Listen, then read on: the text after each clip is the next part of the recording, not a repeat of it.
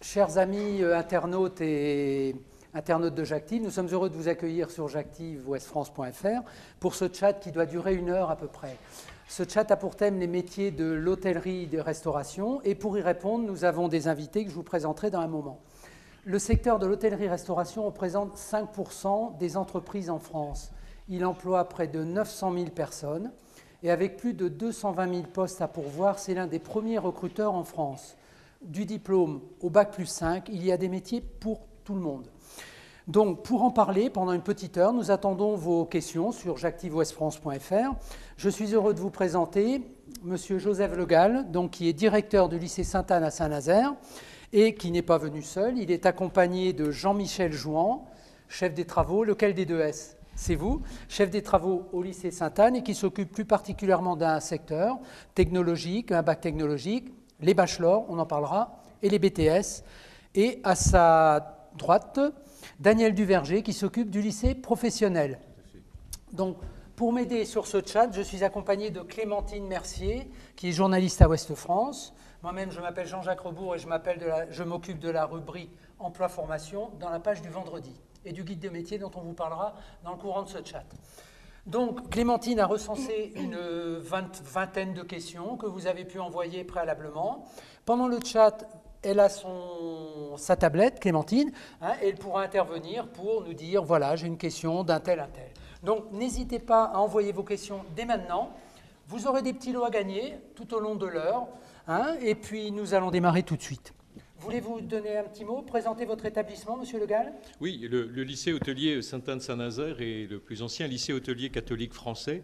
Il accueille près de 800 jeunes et aujourd'hui offre d'autres possibilités puisque nous avons également un centre de formation continue pour accueillir des personnes qui veulent se réorienter, veulent ou poursuivre évidemment des formations dans les domaines très précis de l'hôtellerie, de la restauration, et nous aurons l'occasion d'en parler. Bien sûr, nous avons quelques questions à ce sujet. D'accord. Messieurs, vous voulez dire un mot sur vos spécialités? Chef de travaux, en quoi consiste le métier de chef de travaux? Alors, chef de travaux, il va au sein de l'établissement organiser l'ensemble des enseignements professionnels, de façon générale, les travaux pratiques notamment. Et puis, il y a un lien important également avec les entreprises, notamment avec la mise en place des stages en entreprise qui sont un élément très important de nos formations. Oui. Voilà. On en parlera tout à l'heure. Si j'oubliais, n'hésitez pas à me rappeler, parce que dans un lycée, il y a des stages en entreprise et vous n'êtes pas en alternance comme un centre de formation professionnelle. Mais ils sont aussi bien formés, j'en suis sûr.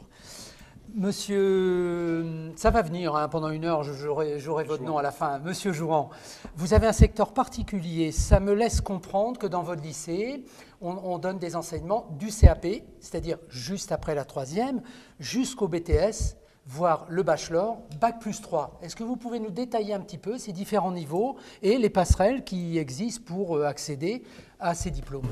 Alors, sortie de 3e, effectivement, vous avez plusieurs options, soit une filière professionnelle, avec une seconde, une première, une terminale professionnelle, soit une seconde technologique. C'est un bac pro? Bac pro, ou une filière technologique avec une poursuite d'études vers le BTS, voire effectivement un diplôme de bac+3 vers le bachelor. Donc là, bac techno, Tout à fait. et après le bac techno, BTS 2 ans, Oui. et bachelor Une 3e année. une 3e année. On ne va pas au-delà à Saint-Nazaire, pas encore. Non. Bon, mais j'ai vu qu'il y avait des diplômes à Master 2, on en parlera. On peut peut-être démarrer, Clémentine, sur les questions. Oui. Allez-y. Alors, nous avons une question de Gabin Vuillaume. 13 ans, de Thouars-sur-Loire. Il est en 4e, il a 13 ans. Il précise qu'il va avoir bientôt 14 ans en septembre. Et il aimerait faire le métier de pâtissier. Que proposerez-vous dans votre école? Monsieur Duverger. Monsieur Duverger. Donc, nous avons une classe donc, de CAP pâtissier, donc en formation initiale. Donc, c'est un métier également qui peut se préparer sous la forme de l'apprentissage. Mais nous, on a quand même cette section qui se fait en lycée professionnel. Donc, comme tous les CAP, ils se préparent en 2 ans. Et donc, là, il s'agit bien de se préparer au métier de pâtisserie traditionnelle. Tout à l'heure, on évoquait des passerelles possibles. On a également, à travers la mention complémentaire cuisine en dessert de restaurant, des jeunes qui, quelquefois, complètent leur formation de cuisine par une découverte de la pâtisserie. Là, pour le CAP pâtissier, on est sur 2 ans. Et en ce qui concerne les stages, il y a 4 périodes de stage sur les 2 ans. 4 fois 4 semaines, qui permettent aux jeunes de découvrir également, à travers ces stages, différentes entreprises. D'accord. Alors, Gabin, tu poses ta question au bon moment, Gabin, parce que il a 13 ans, donc il doit être en 3e à peu près. 4e, donc l'année prochaine en 3e. Et c'est justement après la 3e qu'on rentre en CAP. Monsieur Le Gall, ils sont quand même jeunes, ces gamins-là, 14 ans. Hein, vous les gardez 2 ans, ça fait 15, 16 en CAP. Et j'ai bien écouté ce qu'a dit monsieur Duverger. Il y a possibilité d'une mention complémentaire. Parce que moi, si j'étais le papa d'un gamin comme ça, je me dis, je vais quand même pas le mettre dans le monde du travail à 17 ans. Est-ce que vous avez un petit commentaire ou quelque chose à nous préciser là-dessus? Oui, c'est vrai. Alors, ce sont souvent des jeunes qui, parfois, ont quelques difficultés en collège et qui se découvrent dans cette formation professionnelle.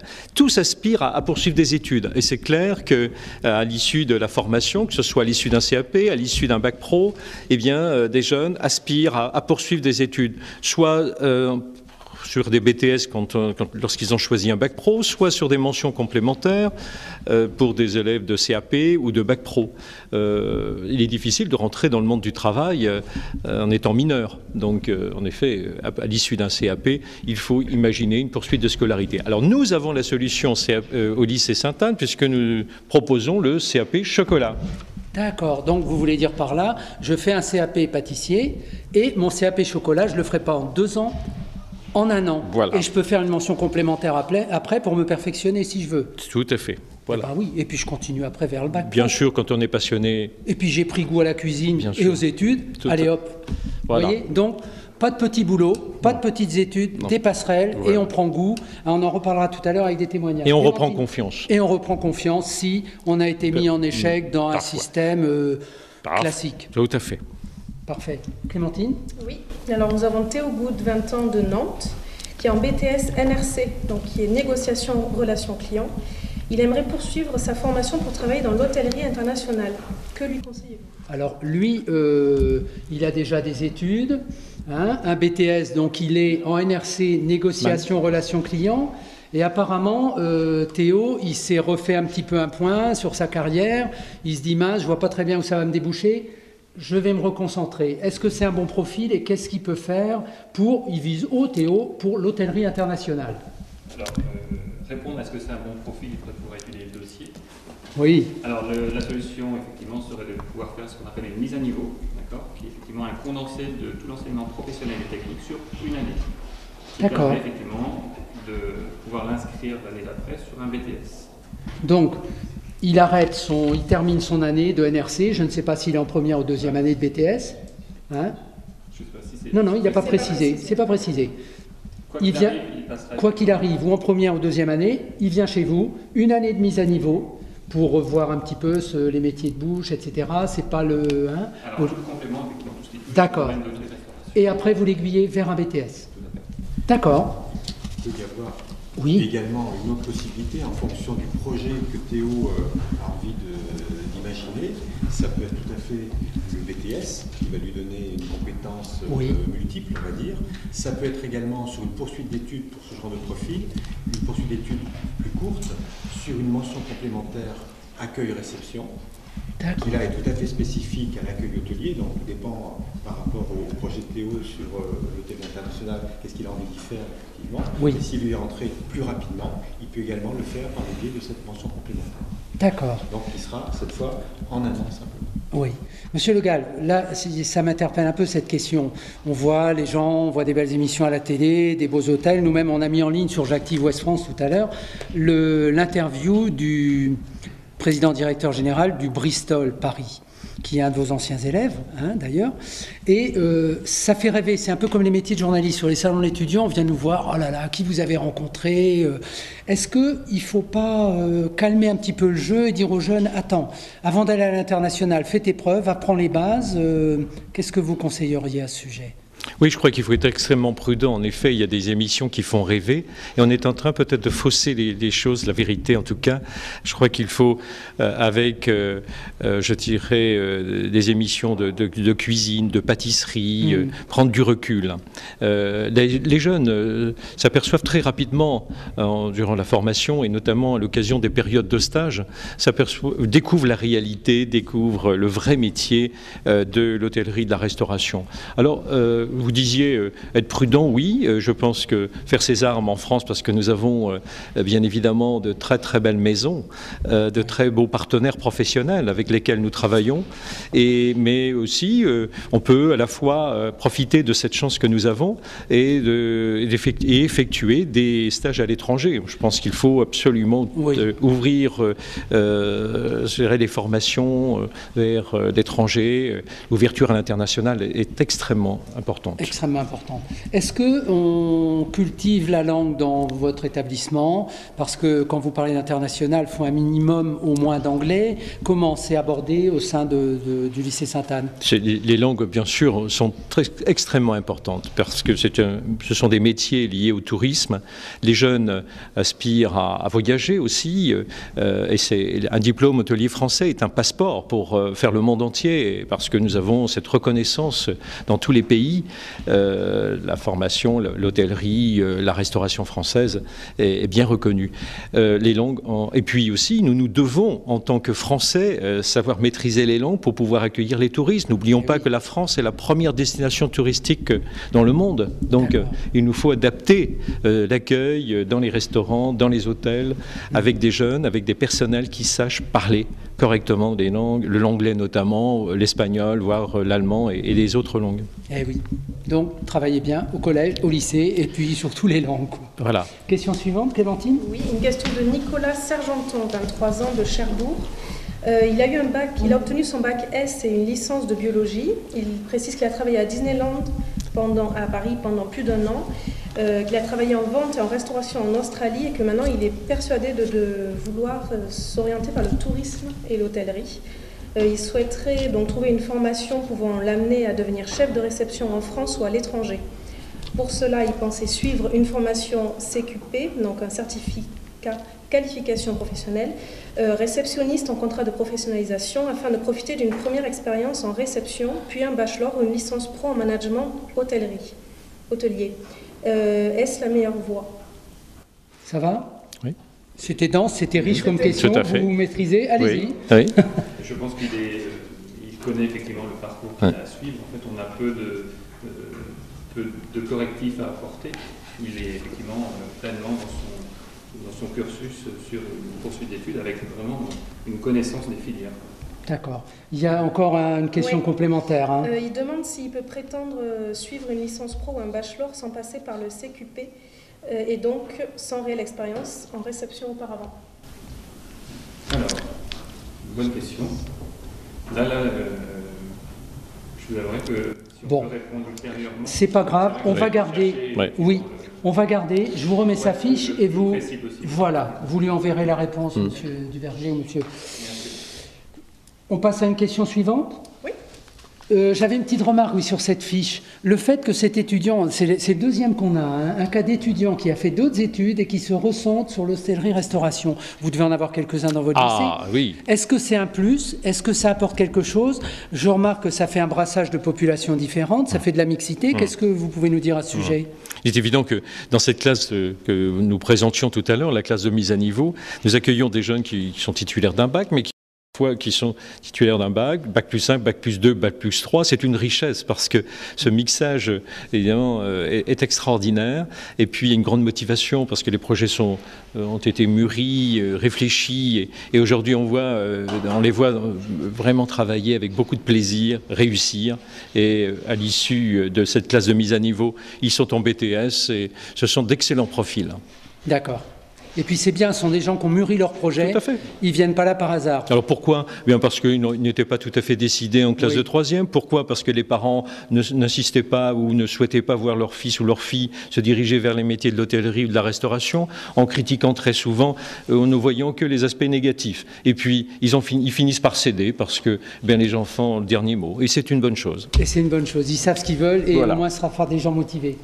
On y va, Clémentine? Erel Le Priol, 20 ans, de Rennes, est un certificat de qualification professionnelle assistante d'exploitation. Donc elle aimerait travailler dans l'hôtellerie haut de gamme. Pour cela, elle était tentée de s'inscrire dans une école d'hôtellerie privée comme Vatel ou Ferrières, donc à Paris, et ce sont des écoles coûteuses. Donc elle aimerait savoir si elles apportent une vraie qualification, si elles sont reconnues par les professionnels de l'hôtellerie haut de gamme, et si elles offrent des possibilités d'emploi réelles dans ce domaine. Deux petites précisions. Où est Vatel? Où est Ferrières? Et qu'est-ce que ça veut dire une école coûteuse? Oui, bien sûr. Là, on vient de citer 2 établissements privés qui ne sont pas associés au service public, donc ce contrat avec l'État, et ce ne sont pas des établissements publics non plus, donc ce sont bien des établissements qui doivent rémunérer les enseignants, les personnels employés dans leur structure. Alors ce sont les familles qui supportent, les familles ou les étudiants, qui doivent supporter bien sûr le coût de la formation. Alors pour revenir sur le point précédent, c'est sur la qualité, la reconnaissance. Sachez que les établissements privés et publics, privés associés au service public, eh bien, assurent des formations de qualité. Et je crois que sur toute la France, on a un réseau. Je préside l'un d'entre eux, la NEFOT, et dans le public, nous avons des établissements qui assurent des formations de qualité reconnues à l'étranger. Moi qui présente un métier chaque semaine dans la page du vendredi et dans le guide des métiers, si je peux préciser, nous avons des établissements publics qui normalement sont gratuits, des établissements privés sous contrat, c'est le cas des vôtres, vous nous donnerez quelques tarifs tout à l'heure pour les familles, et des établissements privés hors contrat. C'est valable dans toutes les branches de formation, que ce soit les écoles d'ingénieurs, les écoles de comptabilité, les écoles hôtelières, etc. C'est à vous, parents, et vous, enfants, à vous renseigner, à aller sur les sites internet et à ne pas hésiter à poser des questions. Qui sont les professeurs? Qui sont les intervenants? Combien ça coûte? Etc. Ne pas hésiter à poser les questions. Et de venir aux portes ouvertes, parce que ça aussi c'est important. Absolument. De voir la structure. On n'achète pas un produit sans avoir vu le produit. Exact. Monsieur ? Un point également, je pense, qui est important par rapport à cet enseignement privé-privé, est-ce qu'il prépare toujours réellement un diplôme reconnu par l'État? Voilà. C'est un élément aussi très important à prendre en compte. Oui. Alors, quand vous dites diplôme reconnu par l'État, on parle des diplômes que vous avez évoqués tout à l'heure. Vous pouvez me les reciter. Il y a un bon CAP. C'était le CAP, qui est souvent le diplôme d'entrée dans l'ensemble des filières, les bacs professionnels, les bacs technologiques. Également les mentions complémentaires, qui peuvent être du niveau 4 ou du niveau 5 en fonction du recrutement qu'on fait, les BTS, les bachelors, donc tout ça on est sur des reconnaissances, des diplômes qui sont reconnus officiellement. Et par rapport à certaines écoles privées, il n'y a pas forcément... Il y a des formations qui sont données, mais qui ne conduisent pas systématiquement. On peut les citer, ces formations. Ça ne veut pas dire qu'elles ne sont pas bonnes, attention, ce n'est pas ce qu'on veut dire. Mais quelles sont-elles? Quelles sont ces formations qu'on appelle RNCP, je crois? Vous les connaissez vous-même, Monsieur Le Gall? Oui, ce sont des formations, c'est vrai, reconnues au sein des établissements privés, hors contrat, reconnues par les professionnels, puisque les professionnels sont associés aux formations dispensées dans ces structures. Donc, ce sont des équivalents. D'accord. Voilà. Très bien. On passe à la question suivante. Oui. Lucie Allemand, 20 ans, de la Flossellière en Vendée. Elle est actuellement en terminale dans un bac professionnel commercialisation service en restauration. Elle fait une mention complémentaire en sommellerie. Après ma mention, je sais que je peux travailler dans le domaine de la sommellerie, mais je ne sais pas où exactement. Où un sommelier peut-il travailler. Vous avez cette formation sommellerie dans votre établissement? Nous n'avons pas la formation sommellerie en tant que telle, même si à travers les différentes classes, bien évidemment, le travail autour du vin est effectuées. Nous avons la mention complémentaire barman. Alors sur les mentions complémentaires d'une façon générale, là la mention complémentaire sommellerie, c'est une mention de niveau 5, c'est-à-dire qu'il faut que le jeune... Qu'est-ce que vous voulez dire par niveau 5 ? Le jeune doit déjà, pour pouvoir accéder à une mention complémentaire, être titulaire d'un diplôme de la filière. C'est-à-dire que... c'est-à-dire CAP, bac pro. Voilà, tout à fait, ou un bac technologique, voire Ouais, même un bac bac TS, peu importe, puisque il faut qu'il y ait un diplôme de la filière pour pouvoir se spécialiser dans un domaine particulier. Donc là, en l'occurrence, dans la sommellerie, nous on a le bar, etc. Vers quel établissement travailler? Bon, si Lucie, en l'occurrence, veut travailler vraiment, exercer son métier de sommelier à temps complet, si je puis dire, c'est bien évidemment la restauration gastronomique qui sera la plus adaptée par rapport à un emploi. Vous voulez dire qu'elle va apprendre son métier sur le tas, ou il existe des établissements partenaires de Sainte-Anne vers lesquels vous pouvez aiguiller? Là, si j'ai bien compris, elle est actuellement en MC sommellerie. Elle effectue cette mention. D'accord. Oui. Donc, elle a dû être amenée à effectuer différents stages. Normalement, il y a un stage de vendange, viticulture, un stage également de commercialisation, où ils vont souvent dans des caves, des choses comme ça. Et puis, le troisième stage s'effectue la plupart du temps en restauration. Et là, on s'oriente davantage vers une restauration gastronomique. Maintenant, sur ces métiers donc, de la sommellerie, ça peut constituer également une spécialisation qui permet à des jeunes voulant travailler en restauration d'avoir des connaissances un peu plus pointues sans pour autant être identifiés en tant que sommelier ou sommelière au quotidien dans le restaurant. D'accord. Parfait. Oui. Il y a juste une petite question qu'elle a rajoutée concernant les pays étrangers. Lesquels sont les plus réputés pour leur vin? Oui, ils sont nombreux, parce que nous ne sommes pas forcément les seuls. Allez, donnez-en 3. Allez, moi je pense que les États-Unis ont tout à fait leur place, l'Afrique du Sud, si elle a envie de voyager, et pourquoi pas le Chili. D'accord, allez, encore 2. Allez, encore 2. Eh bien, les Italiens se défendent bien, et puis quand on va en Espagne, on n'est pas déçu non plus par les vins de la Rioja, par exemple. Très bien.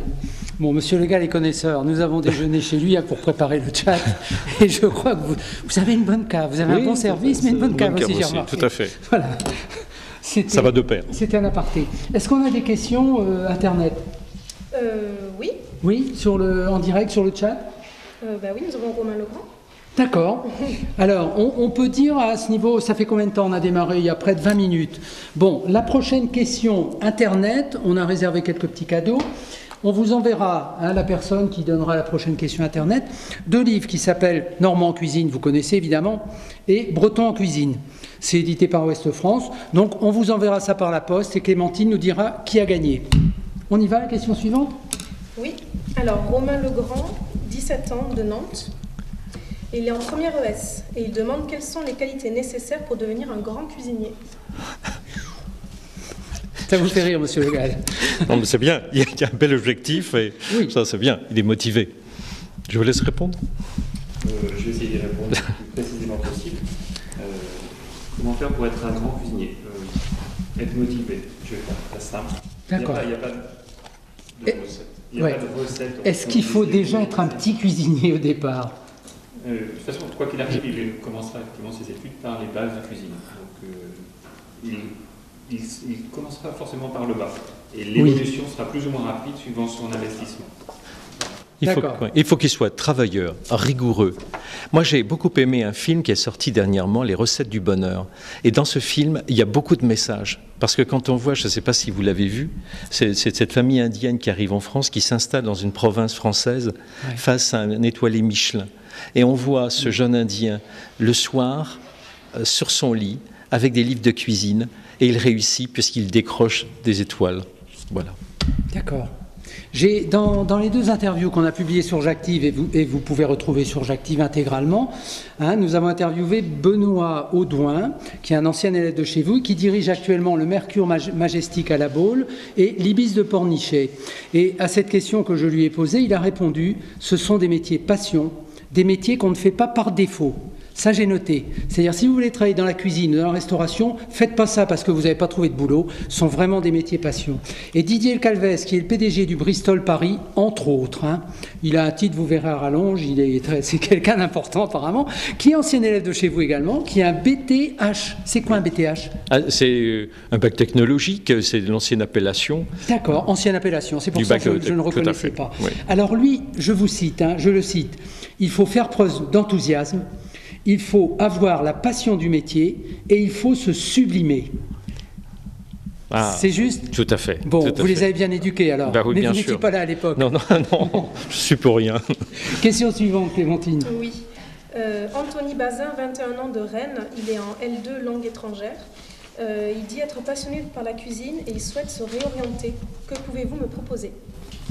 Donc on est dans le même cas de figure que précédemment. Oui. Voilà, il y a une année de mise à niveau, avec une poursuite d'études en BTS, dans la foulée, voire plus, s'il le souhaite.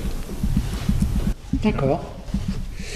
À ce niveau-ci du débat, je n'ai pas précisé, mais je le sais, il faut peut-être qu'on précise aussi, Monsieur Le Gall, que depuis quelques années, 4-5 ans, il existe 2 filières. On ne se forme plus maintenant au métier de la cuisine et du service. Il faut choisir dès l'entrée en formation où je veux devenir cuisinier, où je veux travailler en salle. Alors pour un secteur, c'est vrai, vos propos sont justes pour le bac professionnel, puisque oui. jusqu'en 2010, les jeunes avaient la possibilité, en effet, d'étudier avec un tronc commun la cuisine et le service. Mais aujourd'hui, les jeunes qui souhaitent faire un bac pro, comme en CAP, doivent choisir une option. Ce n'est pas le cas du bac technologique. D'accord. Ils vont poursuivre. Il est en cours de réforme, là, et de rénovation, et les jeunes auront toujours la possibilité de travailler à la fois la cuisine, le service et l'hébergement. D'accord. Mais c'est quand même mieux de savoir, ce sont 2 métiers différents. Ah, ce sont des métiers différents. Il y en a un qui va être au fourneau, un peu comme nous, on transpire là parce qu'on est sous les spots de Ouest France, hein, donc il fait chaud. Et puis d'autres qui vont être en salle, c'est pas le même style, c'est pas la même présentation. Comment vous arrivez, un élève qui vient vous voir aux portes ouvertes, comment vous arrivez à détecter? Est-ce qu'il va être mieux vers la cuisine? Est-ce qu'il va être mieux? Vous aidez les familles, les parents à choisir? Non, c'est vraiment le choix de l'élève. C'est vraiment le choix parce que c'est important de leur laisser ce choix. Il s'agit de leur avenir.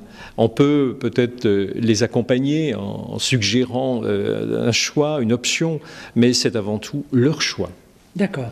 Alors, il y a des grands cuisiniers, on connaît tous, hein, on a des émissions de télé. Vous pouvez en citer quelques-uns que les gens connaîtront? Oh, bien sûr. Oui, allez-y. Bon, moi, j'ai beaucoup d'amis, des chefs étoilés, Alain Passard, et les gens d'Ille-et-Vilaine le connaissent bien, puisqu'il est natif de la Guerche, et avec un jardin extraordinaire dans la Sarthe. Et puis, Michel Roth, on parlait tout à l'heure du Bristol, avec Monsieur Le Calvez, il y a Éric Fréchon, et puis il y a Régis Marcon, et Georges Blanc. Éric Fréchon, c'est son cuisinier, c'est son meilleur triplement ouvrier de France. Tout à fait, triplement étoilé au Michelin. Oui. Et Monsieur Calvez me disait, il a 6 meilleurs ouvriers de France dans son établissement. 2 en bar, 2 en service et 2 en cuisine. Ah oui, c'est une pépinière. C'est le must, là. Hein. D'accord. Est-ce que quelqu'un a remporté ces 2 livres intéressants? Écoute, je pourrais te le dire tout à l'heure. D'accord. Bon, on les garde. Et puis, dès que tu auras un nom, on remettra en jeu Clémentine. Hein. Ça marche. Question suivante. Oui, Josette Olivier. Elle ne précisait pas son âge, mais elle demande s'il est possible pour un demandeur d'emploi, BTS obtenu en 2014, de suivre cette formation l'année scolaire. Donc la formation, c'est l'école hôtelière, enfin une formation de votre école, en 2015-2016. Dans le cadre d'une formation professionnelle. Voilà, donc non, mais on comprend, Clémentine. On a un cas un petit peu particulier. C'est une demandeuse d'emploi, si j'ai bien compris, qui voudrait se former dans les métiers de l'hôtellerie-restauration. Tout à l'heure, si j'ai tout suivi, je crois que vous m'avez dit que vous aviez un secteur formation continue. C'est peut-être l'occasion d'en parler et puis de répondre à cette dame. Mais attention, hein, je ne voudrais pas faire le moralisateur, mais qu'est-ce qu'il disait tout à l'heure? Il ne faut surtout pas choisir ces métiers-là par défaut. À vous? Alors, il est vrai que ce qui serait intéressant, c'est de savoir vers quel domaine plus spécifique d'hôtellerie, parce qu'on parle souvent d'hôtellerie-restauration. En réalité, même si c'est un domaine très vaste, il y a énormément une très grande diversité de métiers à l'intérieur de cet ensemble, hein, que ce soit dans l'hôtellerie d'une part, ou dans la restauration, avec en plus cette subdivision. Est-ce que cette personne a envie davantage de travailler en cuisine ou en salle à manger. Oui. Donc ça c'est déjà peut-être à cette première question qu'il faudrait que Josette puisse répondre pour qu'on puisse l'accompagner et à travers pourquoi pas le CFP, on peut tout à fait l'accompagner sur son projet. C'est centre de formation professionnelle. Bien évidemment, au-delà de ce chat, si vous avez des questions à poser ultérieurement ou qu'on aurait pu oublier, n'hésitez pas à les renvoyer vers Jactive. Vous aurez toujours le formulaire et on les fera suivre à vous, au lycée Sainte-Anne, et on les mettra également sur notre site. On continue ? On continue. Aurélie Lejar, 20 ans, de Redon. Elle est elle suit un bac, elle prépare un bac ES. Économique et social. Économique et social. Les métiers de la restauration proposent-ils toujours des emplois ? Je pense qu'on y a répondu un petit peu tout à l'heure. Oui, on va quand même la rassurer en disant que oui, dans votre introduction, vous l'avez bien précisé, je crois que c'est un secteur porteur d'emploi. Donc, j'ai presque envie de dire que les feignants qui ne travaillent pas, je suis un peu dur, mais je pense qu'il faut aussi se bouger, il faut accepter la mobilité, et puis, bien sûr, et on trouve un travail. Oui. J'ai un autre chiffre à ajouter, je ne l'ai pas cité tout à l'heure, sur le Pôle emploi. 70 000 postes de serveurs et 64 000 postes d'employés de cuisine étaient disponibles en 2014. Alors, évidemment, il y a beaucoup de saisonnalité, mais on connaît aussi des gens qui font des saisons l'été, qui font des saisons l'hiver. Est-ce qu'on peut faire un plein temps avec la saison ou est-ce qu'on peut gagner sa vie en faisant des métiers saisonniers dans l'hôtellerie-restauration ? Si on prend, nous, finalement, la continuité qu'il peut y avoir entre un jeune qui va sortir diplômé du lycée, qui bien souvent, on l'a évoqué tout à l'heure, des stages en entreprise, il ne faut pas oublier également que les stages en entreprise constituent vraiment un ancrage, un début d'ancrage dans la profession, avec des réseaux, des contacts qui sont en place. Et souvent, le premier emploi, ça peut être une continuité par rapport à un stage. Alors, en fonction du lieu du stage, l'effet de saisonnalité intervient davantage. On peut démarrer, pourquoi pas, sur une saison d'été. Il y a des équipes, si la personne est repérée, on va lui proposer, pourquoi pas, d'aller faire une saison d'hiver dans la foulée, et pourquoi pas partir à l'étranger. Donc, ce que disait M. Le Gall tout à l'heure sur la mobilité, c'est vrai qu'au départ, tout au moins, ça peut être un élément très important. Après, la personne peut trouver un emploi plus stable, si toutefois c'est son souhait. Ouais. Je recite à nouveau Didier Calvez, donc le PDG du Bristol. Sur la question que je lui ai posée, vous retrouvez l'intégralité de l'interview sur Jactive Ouest France, bien sûr, avec des photos. Les palaces comme le vôtre font rêver les jeunes. Ont-ils la possibilité d'y travailler ? Il me répond, c'est possible. S'ils font preuve d'enthousiasme, on l'a dit, s'ils ont la passion du métier, s'ils veulent se sublimer. Aujourd'hui, il est possible de trouver du travail. Il y a plus d'opportunités qu'il n'y en a jamais eu. Voilà, et les qualités, etc. Donc, parole de professionnels, évidemment, il faut des conditions, il faut être courageux, on en parlera peut-être tout à l'heure. Ce ne sont pas des métiers toujours faciles, mais il y a du travail. Voilà. Il sait de quoi il parle, puisqu'il vient d'être nommé meilleur directeur d'hôtel au monde, je crois. Au monde, et meilleur établissement au monde. Au monde.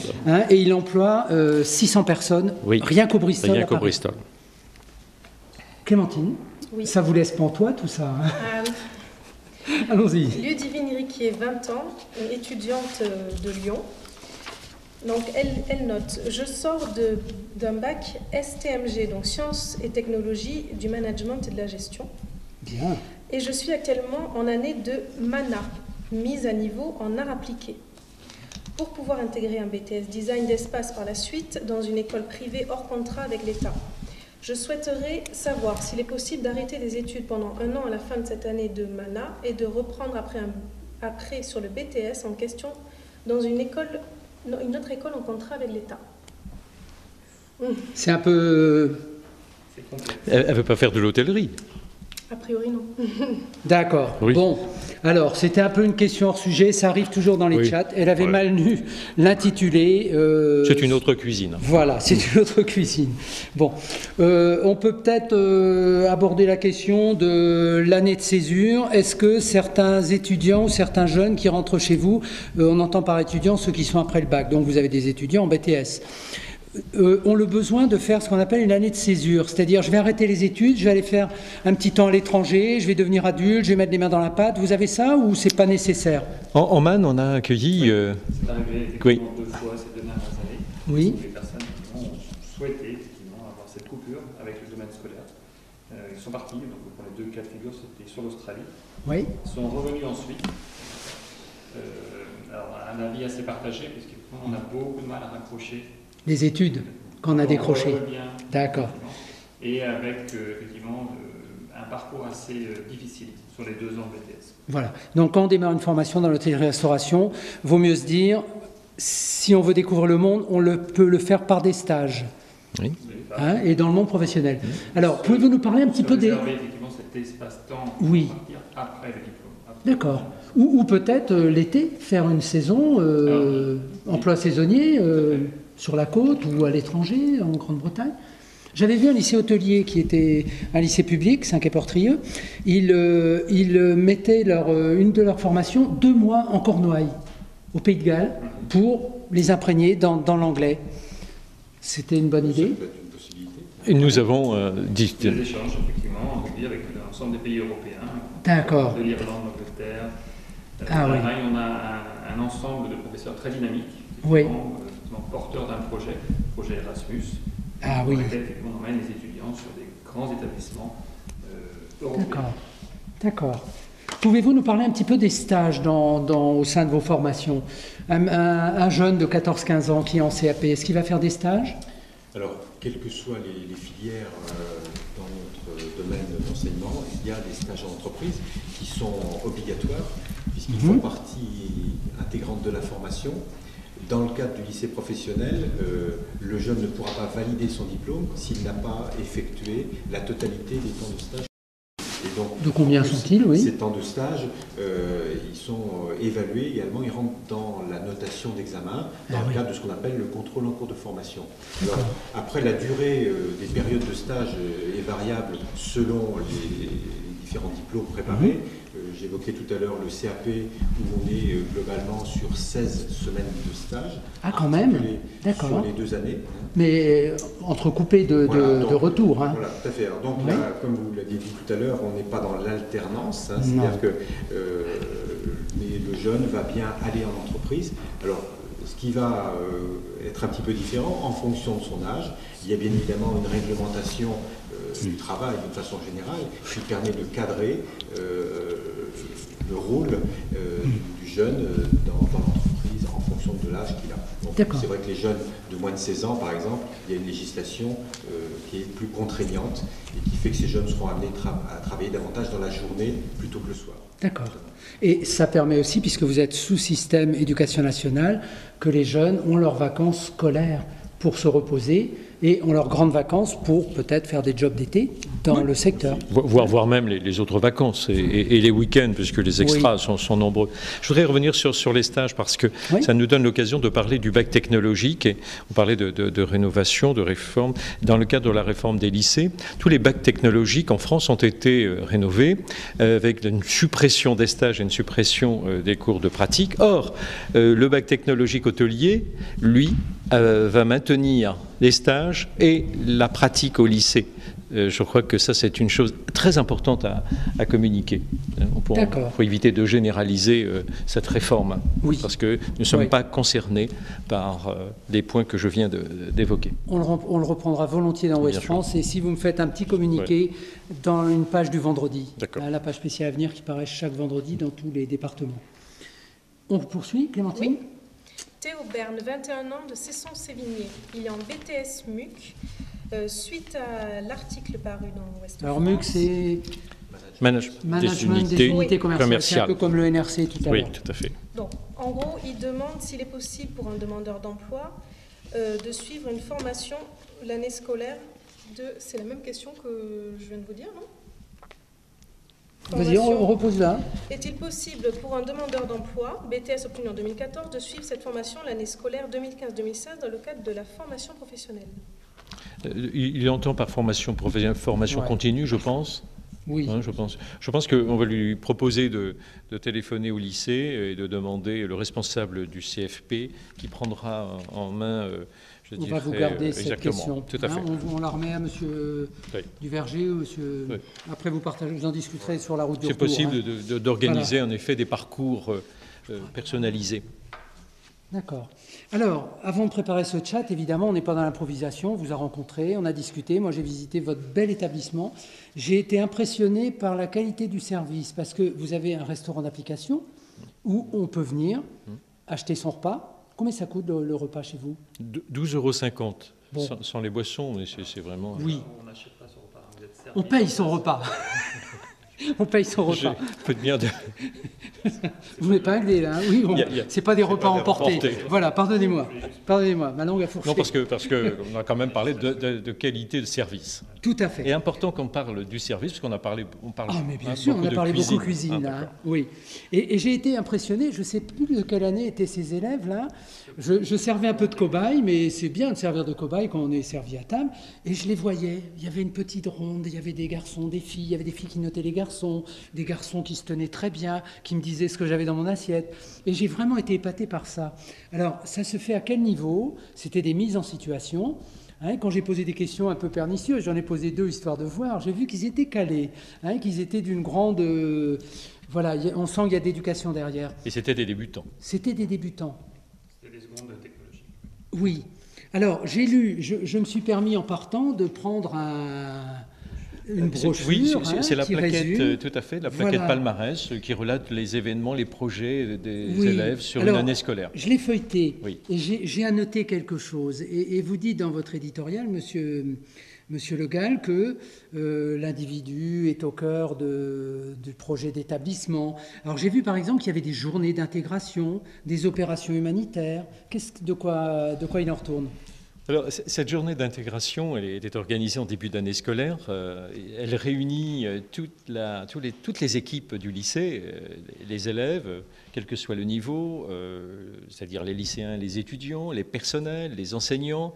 Et on se retrouve sur la plage de Saint-Brévin. Pour l'instant, c'est le choix que nous avons fait. Donc vous êtes à Saint-Nazaire, c'est à combien de c'est kilomètres? juste de l'autre côté de la Loire, c'est à D'accord. une dizaine de kilomètres. Non, je n'ai pas dit l'autre côté de l'eau, j'ai dit l'autre côté de la Loire. C'est l'expression utilisée par les Nazériens.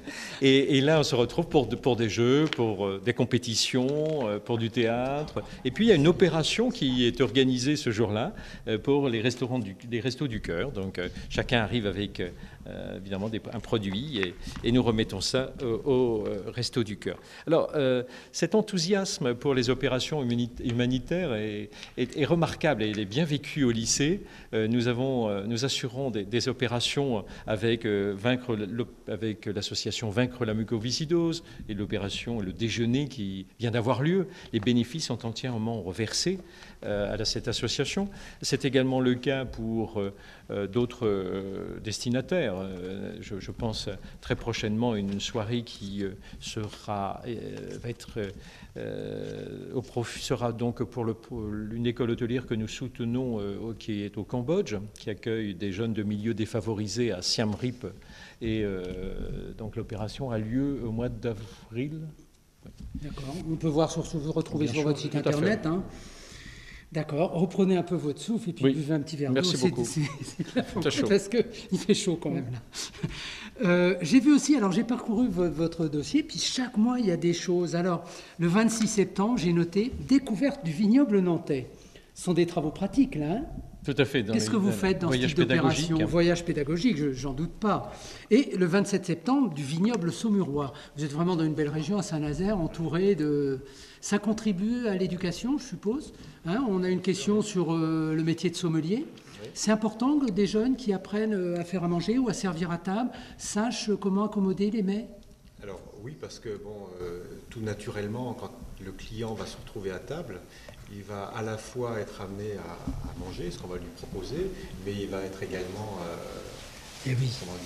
Il va nous solliciter pour savoir quel vin, et de plus en plus d'ailleurs, on va être sur le déjeuner, par exemple sur une proposition de vin ouvert, donc un accord quelquefois encore plus ciblé qu'on pouvait le faire quand le client prenait simplement une bouteille de vin qui faisait l'ensemble du repas. D'accord. Il y a cette nécessité, et c'est vrai que la connaissance des vins, elle est importante, bien sûr, pour les gens qui sont en salle, puisqu'ils sont vraiment conseils pour le client, mais elle est importante également pour les cuisiniers, parce que quand ils imaginent un menu, on doit imaginer pourquoi pas aussi les vins qu'on va pouvoir proposer en accompagnement. Bien sûr. Et c'est ce qu'on disait un peu en début de chat. Depuis que les 2 bacs pro sont scindés, je crois que vous apprenez également aux élèves de bac pro service à vendre une carte, à vendre un produit, à bien savoir parler des produits. Et ça, c'est important dans le commerce. Alors, il est vrai que l'évolution entre l'ancien référentiel du bac pro et l'actuel, donc déjà dans la dénomination, auparavant on était sur une dénomination restauration, qui était, on va dire, un peu générique. Maintenant, on est bien pour ce qui est de la salle, sur la commercialisation et service. Et je dirais que ce sont beaucoup les techniques de communication, techniques de vente, qui sont importantes, que le client attend. Et ça fait partie des compétences attendues également par les professionnels. Bien sûr. Alors, je vois après, en octobre, vous aviez des visites d'hôtel de la Baule, par la classe de Madame... je les ai plus. La classe de mise à niveau hôtellerie. J'ai mis au fluo. Une collecte de sang aussi. Oui, vous tout à incitez fait. Vos élèves fréquemment. Il y a plusieurs opérations dans l'année. Ça, c'est sur la base du volontariat. Et ça se fait extrêmement bien. Ces jours-ci, aujourd'hui, tout à fait, lundi. Tout à fait. Et aujourd'hui, des classes se trouvent à Venasse, chez Georges Blanc, après avoir été hier chez Paul Bocuse. Et la semaine prochaine, notre classe, notamment des CAP, vont se trouver chez Alain Passard, après avoir visité le jardin, vont se retrouver assis pour déguster les légumes préparés par Alain Passard. D'accord, vous avez un bon réseau, ils feront un petit détour par le Plaza Athénée. D'accord, vous avez un bon réseau. Oui, ça ne manque pas. Ça ne manque pas. Non. Je suppose que pour placer des jeunes en stage, il n'y a pas de problème. Non. Ils ne restent pas sur le carreau. Tout à fait. Ouais. Et je dirais même que les restaurateurs se plaignent très souvent de ne pas avoir de stagiaires. Ah oui. Suffisamment de stagiaires. C'est très important parce qu'on voit dans certaines formations, moi je le vis fréquemment sur les salons étudiants ou autres, des jeunes viennent nous voir, vous n'avez pas un stage, vous n'avez pas de la place. Je déplore profondément le fait de ces établissements qui envoient des jeunes en stage, ils les envoient un peu au casse-pipe. Et les jeunes sont en train de mendier n'importe quel stage. Ça, je trouve que c'est un peu difficile. Ce n'est pas le cas chez vous, si je comprends bien. Et un réseau, c'est important. Oui. Fermons la parenthèse. On a cette exigence, effectivement, qui est reconnue dans le monde professionnel. Oui. Le lycée est exigeant, nous sommes avec les étudiants. Oui. Effectivement, ils le dupliquent après. Vous les accompagnez, bien sûr. Sur les stages aussi, peut-être, il est important de dire que tous les jeunes ne sont pas faits forcément pour aller travailler dans la haute gastronomie. Bien évidemment, beaucoup aspirent à le faire et ont les qualités pour le faire. D'autres ont quelquefois d'autres qualités. Et il est important aussi que l'on cale les stages en fonction des profils des jeunes pour les envoyer vers une entreprise au moment où ils sont prêts à aller en gastro ou vers d'autres styles. Je vais rebondir sur les propos parce que ça me fait penser à une chose. Les jeunes, à l'issue d'une formation au lycée Sainte-Anne, ne vont pas forcément se diriger après sur un emploi dans la gastronomie. Ils vont aussi réussir et faire de très belles carrières dans les sociétés de restauration. Et nous avons des anciens élèves qui sont responsables chez Sodexo, Elior et dans les autres groupes, et qui ont des postes à responsabilité. Ils ont réussi leur carrière, réussi leur parcours. Il n'y a pas que la gastronomie, il y a également... Ils ont fait ce choix-là. Ouais. Quand on voit par exemple toute cette campagne sur le fait maison, c'est important. Quel est votre point de vue là-dessus? Vous êtes regardant dans votre établissement? Oui, je pense que ça c'est important. Maintenant, je m'interroge sur le fait maison parce qu'on a un petit peu édulcoré, on a un petit peu par rapport au projet initial, qui était certainement qui est parti avec de bons sentiments, mais alors là, le résultat final n'est pas à la hauteur de ce que pouvaient attendre les professionnels. Bon, on peut mieux faire. Et puis on peut mieux faire. Et puis je crois que les professionnels sont assez prudents, même réticents pour certains. Ils craignent des contrôles, enfin bref, je crois que... Il faut remettre le métier sur l'ouvrage. Tout à fait. D'accord. Alors, je voyais aussi en février, là, j'ai pris quelques notes comme ça. Vous avez travaillé sur le théâtre, la vidéo, la photo, pour jouer des représentations face aux autres. On sait que dans ce type de métier, je parle pas de la cuisine, je parle du service. Quoique, mais on les voit pas. On les voit pas. En plus, les cuisines sont ouvertes sur le restaurant. Exact, les cuisines sont ouvertes. Il faut être bien dans ses baskets quand on fait ce métier-là. Hein, moi, je ne peux pas aller faire le service timide pour regarder les gens ou autre. Quelles interventions vous pouvez avoir sur des élèves qui peuvent être un peu renfermés, un peu timides? Alors, actuellement, justement, à la fin de la semaine, ici au lycée, Oui. on a donc un groupe qui est actuellement en train de travailler sur l'expression théâtrale, on va dire. Et ce sont donc les élèves des classes de première bac professionnel. Alors, au départ, ce sont les élèves qui sont plus décidés vers la salle qui ont initié le projet, mais les professeurs qui ont mis en place le projet depuis l'an dernier ont souhaité associer cette année également les cuisiniers. Alors, pour revenir sur ce que vous disiez, c'est vrai que dans le choix d'orientation, quelquefois les jeunes vont aussi en sortie de troisième vers la cuisine, parce que, bon, quand on est un ado, c'est un petit peu plus difficile peut-être de s'affirmer, et en cuisine, on est plus protégé du regard, du contact clientèle. C'est ça. Donc, il y a cet élément qui est important. D'accord. C'était le PDG du Bristol qui vous appelait, il a besoin de 10 élèves en stage. Non, mais je suis persuadé que c'est quelqu'un qui nous regarde. Oui, bon, bah, j'espère. À ce sujet, Clémentine, est-ce qu'on a quelques questions? Alors, à ce niveau-ci, on est presque arrivé vers la fin. On va mettre en jeu, enfin, c'est pas un jeu, mais on va offrir à la prochaine question 2 livres de cuisine donc offerts par Ouest France. C'est sorti cette semaine. Hein, je vous en ferai cadeau, peut-être que vous testerez nos recettes. Et puis un guide des métiers, un guide des 400 métiers, donc qui est retiré de la vente. Ils sont actuellement en vente dans le commerce. Il est retiré de la vente le 12, donc dépêchez-vous de l'acheter si vous ne l'avez pas acquis encore. Je vous signale, je fais juste ma petite pub, hein, vous permettez, on prolongera de 5 minutes. Bien sûr, voilà. On est là entre donc amis. les métiers de l'hôtellerie-restauration, ils y sont. L'alimentation-restauration, page 136. Et je vais vous donner quelques métiers, vous allez me dire s'il en manque et si je peux mieux faire. Page 136. J'ai pas mes lunettes, Clémentine. Hein. Voilà. Donc, il y a les métiers de bouche, hein, poissonnier, charcutier, boucher, les gens avec qui vous travaillez, boulanger, pâtissier. Là, on est en plein dedans. Hein. Et c'est marrant, le petit boulanger là, que j'avais rencontré, il avait un CAP, il avait une mention complémentaire, il avait prolongé, mais c'était impressionnant. Et il me disait, je vais partir aux États-Unis pour vendre le pain français. On le voit, mais c'est incroyable le bagage, hein, et ils en veulent.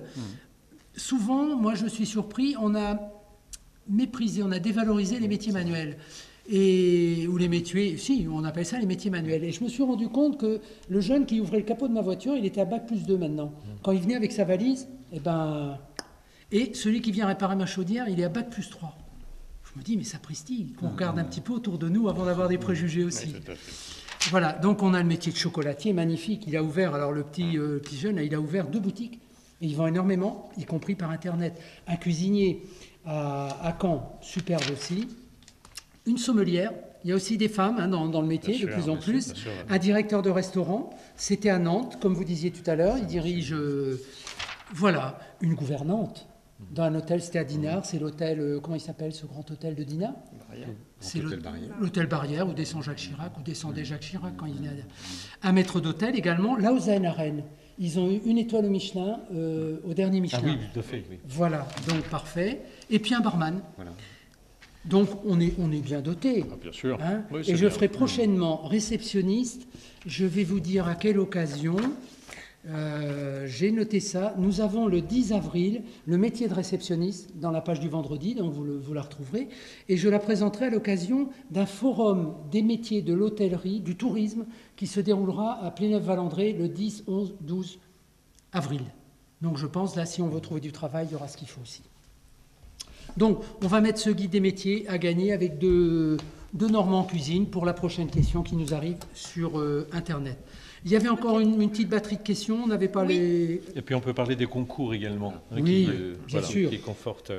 Oui, donc il est vrai qu'à travers les formations que l'on dispense, il y a des spécialités qui donnent lieu à beaucoup de concours entre finalement les différentes écoles ou centres de formation. Alors notamment en cuisine, il y a un nombre important de concours, mais également en bar, en ce qui nous concerne. Aujourd'hui, je dois signaler il y a la remise donc des médailles des meilleurs apprentis de France qui a eu lieu au Sénat. Et Oui. on a donc une de nos élèves qui a emporté donc, ce concours de meilleur apprenti en salle et donc qui a reçu sa médaille aujourd'hui au Sénat. Aujourd'hui. Voilà. Et vous ne l'accompagnez pas? Hélas, nous n'avons pas été invités. Alors il y a très Vous peu. êtes bien ici. Il y a beaucoup de spécialités sur ce concours du meilleur apprenti de France et compte tenu, donc, pour tout un tas de raisons de sécurité, etc., il limite le nombre de personnes. J'ai vu en allant dans votre établissement qu'il y avait une formation cocktail au bar, Barman, tout à parce fait. que maintenant c'est quelque chose de très sérieux Voilà. et les gens, il y a des cocktails sans alcool. Alors, Racontez-nous bien un petit sûr, peu à quoi ça forme. donc, bon. C'est une mention complémentaire? Voilà, tout à l'heure on évoquait la mention sommellerie, eh bien en parallèle il y a également cette mention barman. Alors c'est pas, il y a une formation qui est un CAP café brasserie, donc c'est tout à fait autre chose dans le sens par rapport à la fois au type d'établissement vers lequel on se destine, hein, puisque là il s'agit bien du travail de bar. Dans les qualités, on évoquait les langues, ça sera un élément important, notamment si on va vers du bar, d'hôtel, de grand standing, où il y a une clientèle étrangère, bien évidemment. Mais bon, les savoir-faire, ils sont autour des mélanges qu'on peut faire en cocktail, que ce soit avec ou sans alcool, hein, vous avez tout à fait raison, mais également sur la connaissance des produits. Et puis le client vient chercher une ambiance, un contact, une relation, donc c'est vraiment un métier très plaisant. Très Et dans les hôtels, les grands hôtels, je pense, il y a une partie bar qui est très... Voilà, et puis bon, c'est l'endroit de détente en fin de journée pour le client, c'est vraiment important. Alors j'avais vu dans votre revue de presse, vous avez une revue de presse fournie, Ouest France est bien citée, merci, hein. C'est une reconnaissance pour nous aussi. Vous aviez Élie, meilleur apprenti barman de France. Voilà. Hein? Donc Élie, c'est un jeune qu'on a eu comme élève en mention barman. Il avait fait un bac professionnel en service dans un premier temps. Il a suivi ensuite, il a continué son parcours avec la mention barman. Lors de l'année, donc il a on l'a fait concourir au meilleur apprenti. Donc il y a différents, donc il y a départemental, niveau départemental, régional, puis enfin national. Ouais. Donc il a été élu un des meilleurs apprentis de France en bar. Il a eu l'occasion de travailler, pour vous dire le lien qui se fait ensuite naturellement entre la formation et la vie professionnelle. Eh bien, il a eu l'occasion de travailler entre autres au Fouquet's, au Bristol, et actuellement il est au Peninsula à Paris, donc vous voyez des belles maisons. Ah oui. Voilà. Eh bien. Nouveau palace parisien. Oui. Alors j'ai vu aussi dans la revue de presse que le maître d'hôtel de l'Assemblée à l'Assemblée, c'était celui de l'Assemblée nationale. Oui. Il visitait Sainte-Anne. Qu'est-ce qu'il venait faire là, son marché? Non, pas vraiment, mais c'est vraiment par amitié, mais aussi pour soutenir et pour, je dirais, accompagner les élèves. Il est aussi président de la Coupe Georges Baptiste. Et cette Coupe Georges Baptiste est l'un des rares concours de salle.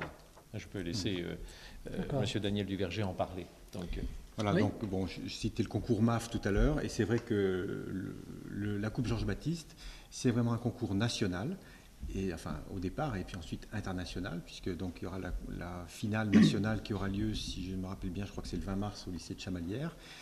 Et donc on a organisé avant les vacances la sélection régionale. Donc on avait une vingtaine de jeunes issus de centres de formation et de lycées de la région qui sont venus concourir à travers différentes épreuves.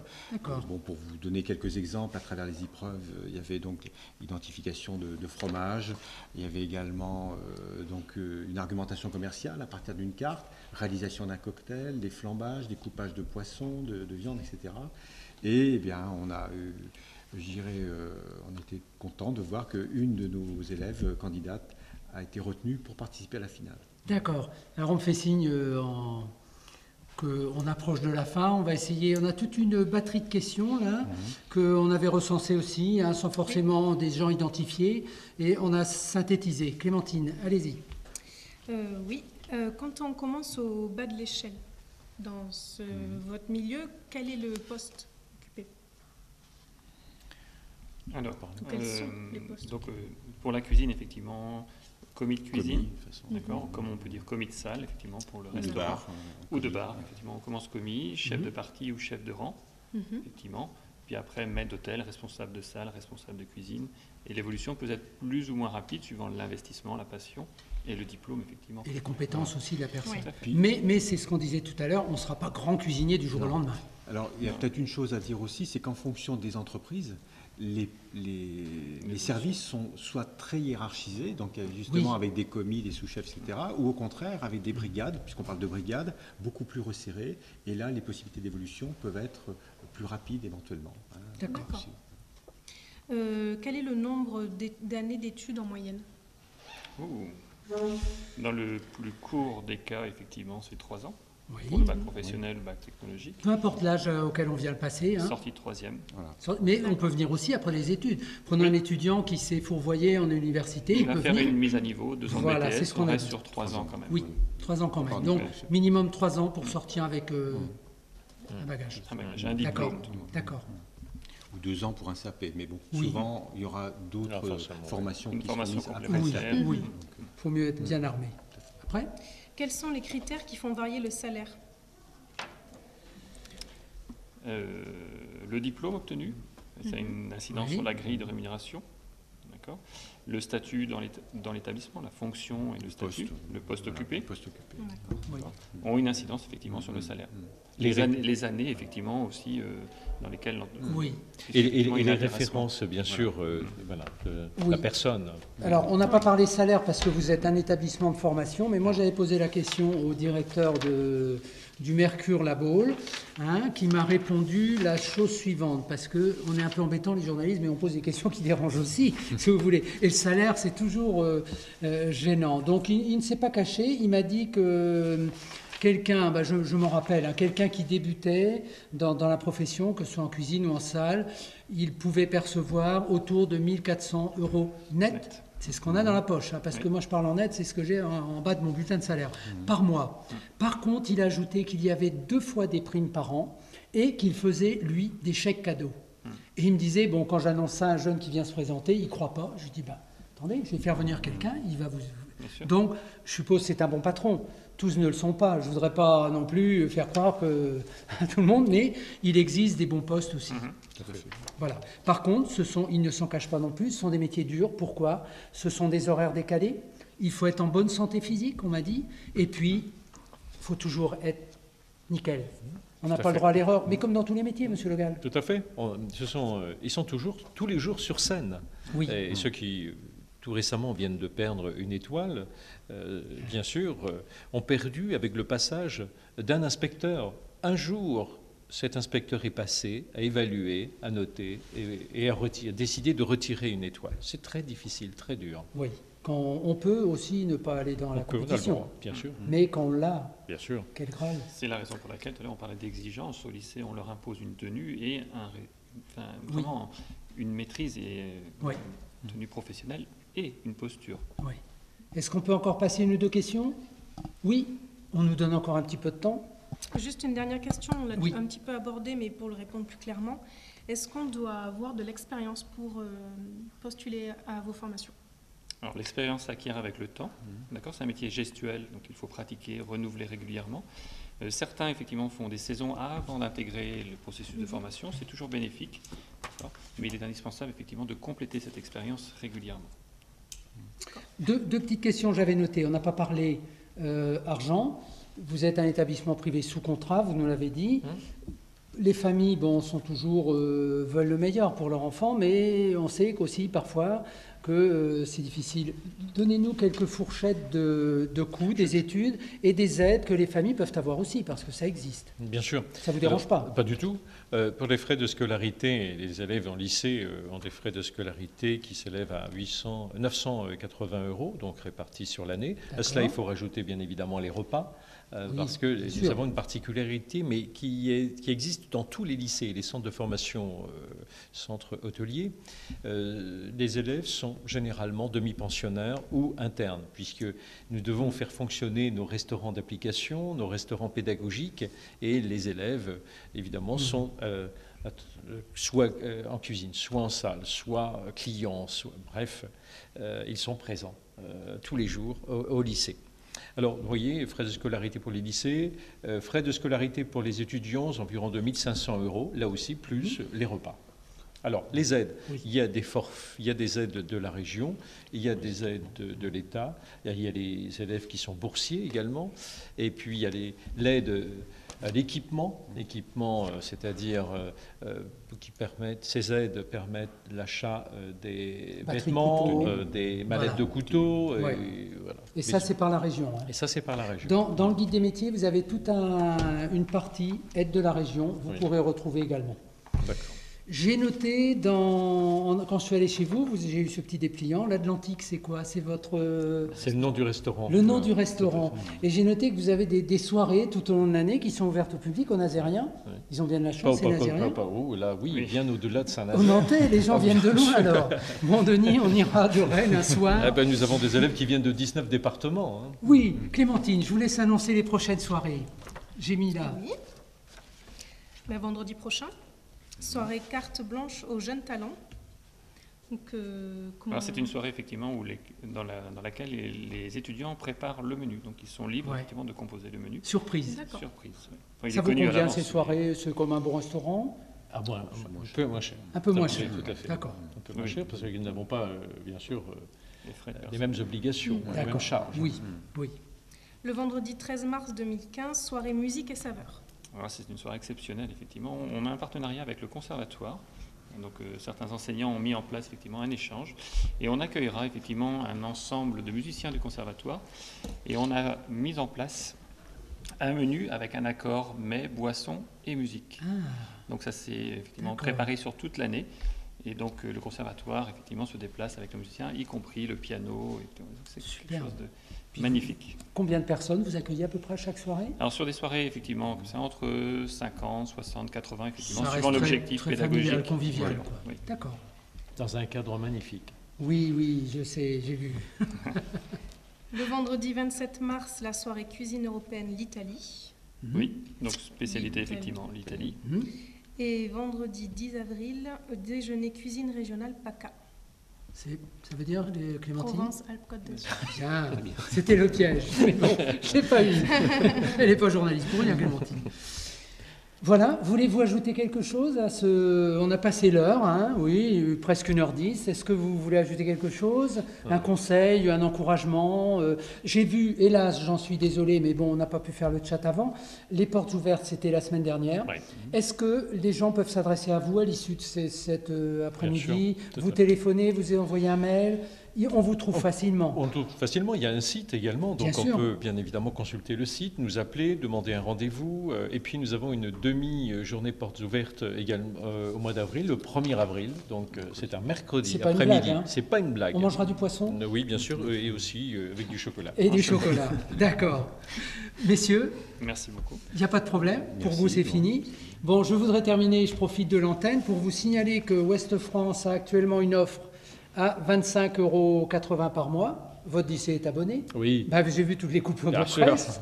Que vous avez également, et ça, il faut en profiter, je ne sais pas si vous l'avez, l'édition du soir. C'est un nouveau journal qui a dépassé son année d'existence et que vous pouvez compulser à partir de 18h. Et c'est actuellement gratuit, offert, je dois dire. Vous le trouvez sur l'édition du soir, tout en un mot, comme l'édition du soir.fr. Il suffit de glisser votre adresse mail, de créer un mot de passe. Et tous les soirs à 18h, vous téléchargez sur votre tablette ou sur votre iPhone ce journal qui est spécialement réalisé par une équipe dédiée, vous avez vu tout à l'heure qu'on a visité, et qui travaille. C'est vraiment un journal décalé, un journal nouveau. Il est offert, profitez-en. Il sera payant un jour, mais pour l'instant, il est offert. Je vous remercie beaucoup pour votre attention. J'espère qu'on ne vous a pas fatigué. Nos invités étaient à la hauteur. Et ravis de ce passage ici au sein de Ouest France. Merci.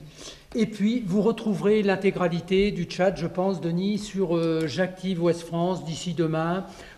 Merci à nos stagiaires qui nous ont bien aidés sur la préparation. Merci à Bruno, notre technicien, et grâce à qui ça a pu bien se dérouler. Merci Clémentine et à bientôt.